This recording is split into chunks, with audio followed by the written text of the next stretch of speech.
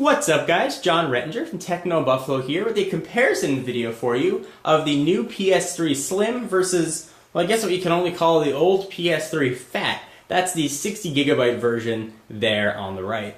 Let's go ahead and check out the size of these two and see how they stack up.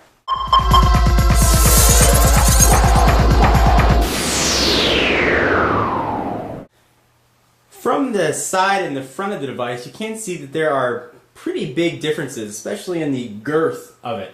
When you look at the top, that's really where it's most noticeable. Pretty substantial thickness here, not so thick right there.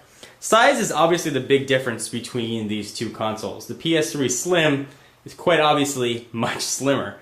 But you probably knew that. Let's take a look at the design of the two and see really where some of the differences lie. So we'll lay both of them flat again.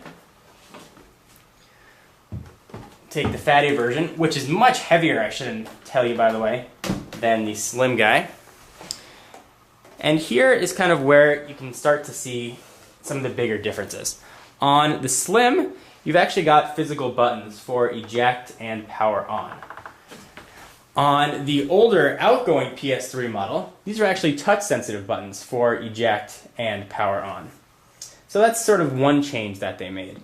Also, both of them are still front loading. This one sort of almost had an upward tilt. This one looks a little more flush. Both have two USB ports that are found down below. So two right there, both on the right hand side of the devices. If we turn them around, you can start to see a little more difference as well, and you can also see the size between the two. So on the fatty PS3, you take a look at the back and the ports that are available here. You've got that Sony proprietary video cable that connects to a component, composite, whatever you want. You've got your optical out, HDMI, Ethernet power, and the power port, and the power on-off switch. On the back of the PS3 Slim,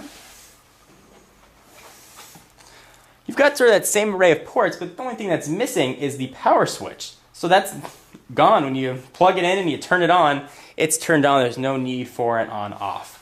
Interestingly enough, even though this doesn't have a power switch to be turned off, it does use significantly less power than the Fat version.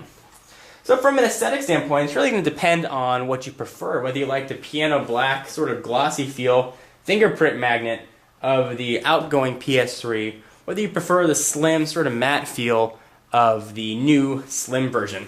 They both do exactly the same thing. This one has a little bigger hard drive, but they're both user replaceable, so you can put them on any even keel. Definitely going to come to a personal preference. Both are going to run you $299, and I think a very fair price is $299. I think that you're getting one of the best firmware upgradable Blu-ray players, and you also get the ability to play games if that's your thing.